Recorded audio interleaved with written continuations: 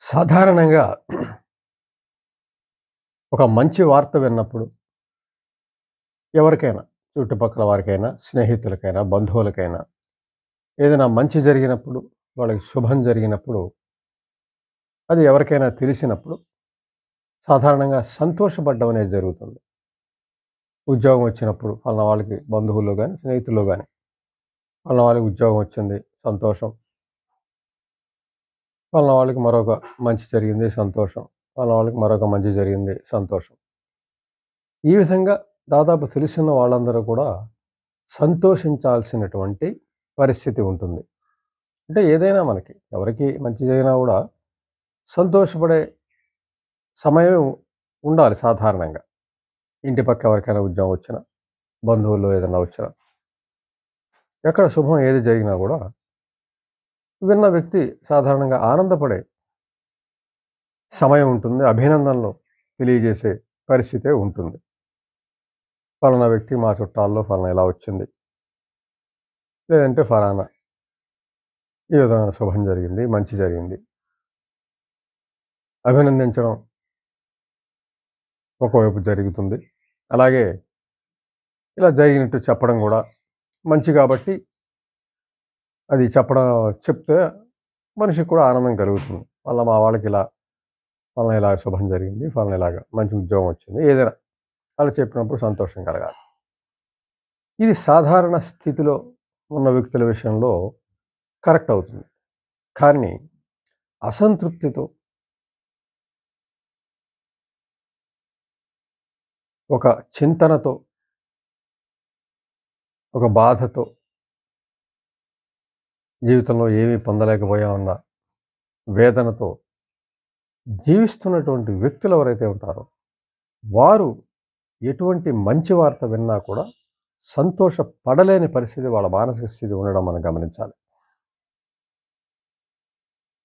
వాళ్ళు జీవితంలో ఏమీ సాధించలేని పరిస్థితులు వాళ్ళకుంటాయి. పెద్దగా సమర్థులు కారు. జీవితానికి అవసరమైనటువంటి చొరవ, చురుకు, లేదంటే మాటకారితనం, లేదంటే సామర్థ్యం, లేదంటే స్వయం శక్తి, లేదంటే సాధించే గుణము, పెద్దగా విజయాలు లేకపోవడం, ఇవన్నీ ఎవరి జీవితంలో ఉంటాయో వాళ్ళు అసంతృప్తితో జీవించడం జరుగుతూ ఉంటుంది. సాధించలేరు. ప్రయత్నించినా సాధించలేని పరిస్థితి. ఎవరు కలిసి రాకపోవడం ఉంటుంది. ఇతరత్ర కారణాలు అనేకం ఉన్నప్పటికీ వాళ్ళ జీవితంలో తీవ్రమైనటువంటి అసంతృప్తి గూడు కట్టుకొని ఉండడం కొంతమంది జీవితాల్లో జరుగుతుంది. అటువంటి వ్యక్తులు ఎవరికైనా మంచి జరిగింది అని విన్నప్పుడు గాని, ఎవరికైనా శుభం జరిగిందని విన్నప్పుడు గాని తీవ్రమైనటువంటి మనోవేదనకు గురవుతుండడం ప్రత్యేకంగా గమనించవలసినటువంటి విషయం. తాము సాధించలేని అనేక విషయాలతో తీవ్రమైన మనోవేదనతో ఉండి, తాము సరిగ్గా బ్రతకటం లేదు, తాము ఏమీ సాధించలేకపోయాము, తమకి కాలం కలిసి రాలేదు, తమకి ఎవరికి సహకారం లేదు, అలాగే స్వయంగా సాధించే శక్తియుక్తులు లేని వాళ్ళు, అలాగే వాళ్ళకి ఎవరు మేలు చేసేవాళ్ళు లేకపోవడం, వాళ్ళ మంచిని ఎవరు కోరుకోని వాళ్ళు లేకపోవడం, ఈ విధమైన తీవ్రమైనటువంటి అసంతృప్తితో జీవిస్తున్నటువంటి వ్యక్తులు ఎవరైతే ఉంటారో వాళ్ళు ఇతరుల యొక్క అభివృద్ధిని, లేదంటే ఇతరుల యొక్క మంచిని, శుభాన్ని విన్నా, చూసినా ఒక భరించలేని మనోవేదన పొందడం మనం కొంతమంది విషయంలో గమనించవచ్చు. అది పైకి చెప్పలేని ఒక తీవ్ర ఆవేదన. తీవ్రమైన పోలిక తెచ్చుకోవడం జరుగుతుందక్కడ. పలానా వ్యక్తి ఉద్యోగం వచ్చిందంటే ఒకవేళ ఈ వ్యక్తి లేకపోతే, ఒకవేళ అతనికన్నా తక్కువ ఉద్యోగం ఉంటే, తక్కువ జీతం ఉంటే, తీవ్రమైనటువంటి మనోవేదనకు గురవడం జరుగుతుంది. లోపల చాలా తుఫాన్లు చెలరేగే అవకాశం ఉంది. ఈ అసంతృప్తి గూడు కట్టుకున్నటువంటి వ్యక్తుల్లో. ఇటువంటి విచిత్రమైన మనస్తత్వం అతి కొద్ది మందిలో మనం గమనించినట్లయితే, ఎందుకు ఈ విధమైన పరిస్థితి? సాధారణంగా ఎక్కడైనా ఏదైనా మంచి విన్నా, మంచి జరిగినా, శుభం జరిగినా అభినందనలు తెలియజేయడం, ఫలానా వ్యక్తికి వచ్చింది మనం గూడా ఆ సంతోషాన్ని ఇతరులతో పంచుకోవడం సామాన్యంగా జరిగేటువంటి పరిస్థితి. కానీ కొంతమంది వ్యక్తులు దీనికి భిన్నంగా తీవ్రమైన ఆ వార్త విన్నప్పుడు, మంచి వార్తే, శుభమైన వార్తే విన్నప్పుడు తీవ్రమైన మనోవేదనకు గురి కావడం, తీవ్రమైన ఒంటరితనంలోకి వెళ్ళిపోవడం, ఈ విధమైనటువంటి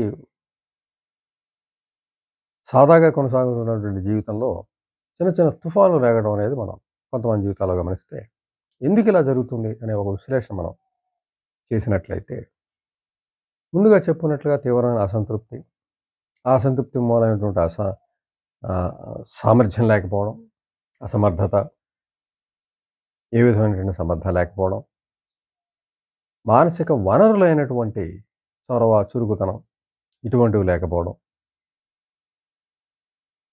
ఇవన్నీ కూడా వ్యక్తిని ఏమీ సాధించలేకుండా అసమర్థుడుగా మిగిలిస్తే,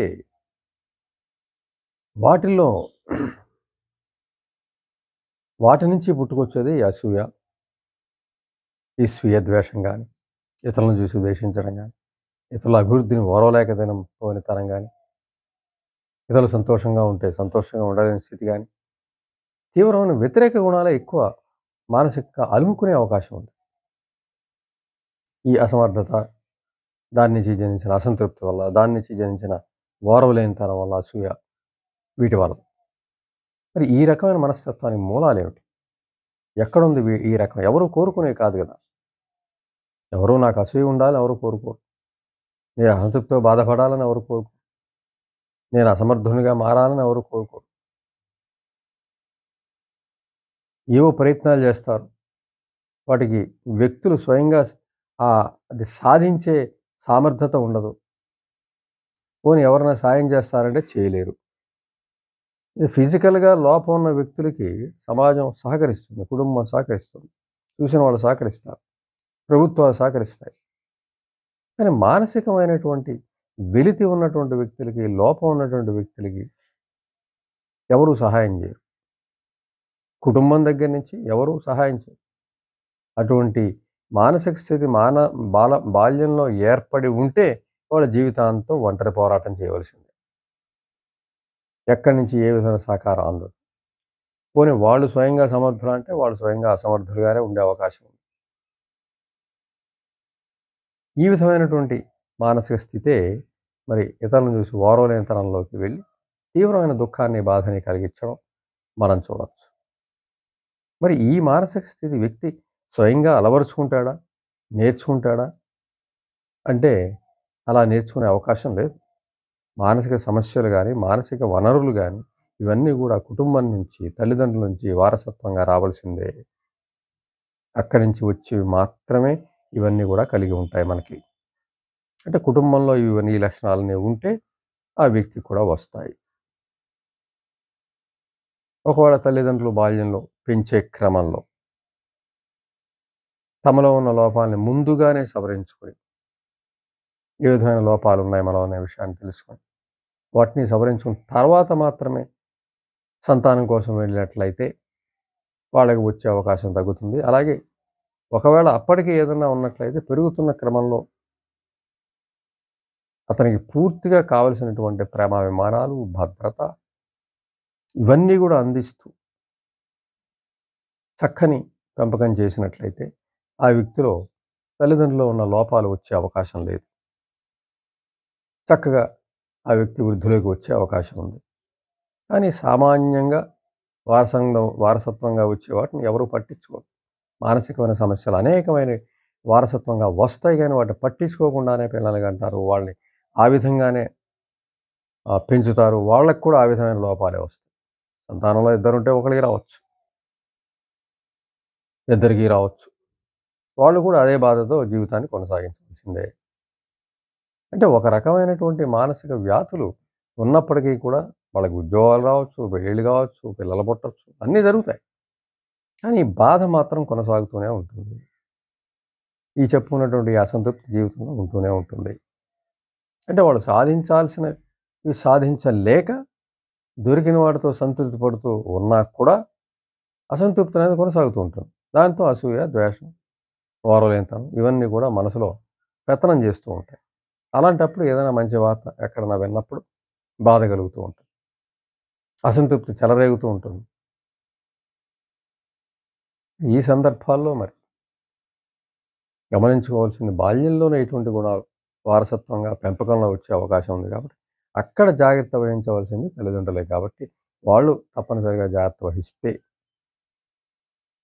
ముందుగానే పోగొట్టుకొని సంతానాన్ని ఇస్తే, లేదంటే ఒకవేళ సంతానంలో ఆ లోపాలు కనిపిస్తే వాటిని సవరిస్తే ఎక్కడ తెలుస్తాయంటే వాళ్ళ పెంపకంలో తెలుస్తూ ఉంటాయి. వాళ్ళ పిల్లలు చొరవగా ఉంటున్నారా లేదా, చురుగ్గా ఉంటున్నారా లేదా, ఇతరులతో కలుస్తున్నారా లేదా, సంఘజీవిగా ఉంటున్నారా లేదా, సంఘజీవిగా ఉండకుండా ఒంటరిగా ఇంట్లో మూల కూర్చొని ఉంటున్నారా, ఎవరితోనూ కలవలేకపోతున్నారా, ఏ విధమైన స్వయంగా పనులు చేయలేకపోతున్నారా, ఇంటి నుంచి బయటికెళ్ళి ఏ స్కూల్‌కో వెళ్తే మళ్ళీ ఇంటికే వచ్చేస్తున్నారా, ఫ్రెండ్స్ వీడు వెళ్ళటం గానీ, ఇతని ఇంటికి ఫ్రెండ్స్ ఎవరు రాకపోవడం గానీ జరుగుతోందా, పాఠశాలలో ఎలా ఉంటున్నాడు, ఎటువంటి స్నేహితులతో ఉంటున్నాడు, పాఠాలు ఎలా అర్థం చేసుకుంటున్నాడు, ఎలా ప్రశ్నకు జవాబు చెబుతున్నాడా లేదా, ధైర్యంగా ఉంటున్నాడా లేదా, చొరవగా ఉంటున్నాడా లేదా, ఎన్నో విషయాలు మరి ప్రైమరీ తరగతుల్లో గానీ 1-5వ తరగతిలో 5 ఏళ్ల వరకు గానీ 5-10 ఏళ్ల వరకు గానీ గమనిస్తూ ఉండాలి. ఒక పుస్తకం పెట్టుకోవాలి. ప్రతిరోజు జరిగే దినచర్యలు అందులో రాయాలి. ఒకవేళ అందులో ఏదన్నా విపరీతం కనిపిస్తే తప్పనిసరిగా ఆ సవరణ కోసం ప్రయత్నం చేయాలి. ఎందుకు ఇలా ఉంటున్నాడనే ప్రశ్న వేసుకుంటే ఆ ప్రశ్న నుంచి ఈనాడు సాహిత్యం, వ్యక్తిత్వ సాహిత్యం పుస్తకం చదివినట్లయితే ఆ లోపాలు ఏమిటో చర్చించడం జరుగుతుంది. అందులో అవి ఓవర్‌కమ్ చేయడానికి కూడా మార్గాలు చూపించడం జరుగుతుంది. వాటిని అనుసరించి ముందు తమలో ఉన్నాయని గుర్తించి పిల్లల్లో రాకుండా ఒకవేళ వచ్చినా పోగొట్టే పరిస్థితి బాల్యంలో చేయగలిగితే తప్పనిసరిగా సమగ్రంగా ఎదుగుతాడు. ఎదిగినప్పుడు ఇటువంటి ఈ అసంతృప్తి ఉండదు. సంతృప్తిగా ఎప్పుడైతే జీవిస్తున్నాడో ఇతరులను మనస్ఫూర్తిగా అభినందించే స్థితిలోనే ఉంటాడు. అసూయపడే స్థితిలో తప్పనిసరిగా ఉండడు.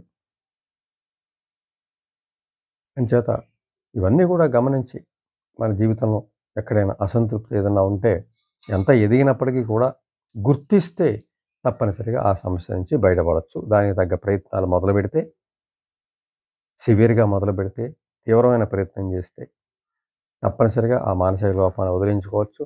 ఫెయిర్‌గా మారొచ్చు. మారినప్పుడు ఇతరులు మంచి చెప్పినా, ఇతరులు మంచి జరిగినా, ఇతరులకు శుభం జరిగినా ఓర్వలేనితనం నుంచి బయటపడొచ్చు. చక్కగా మంచి హృదయంతో, మంచి సామర్థ్యాన్ని పెంచుకొని సహృదయంతో మనం జీవించే అవకాశం ఉంది.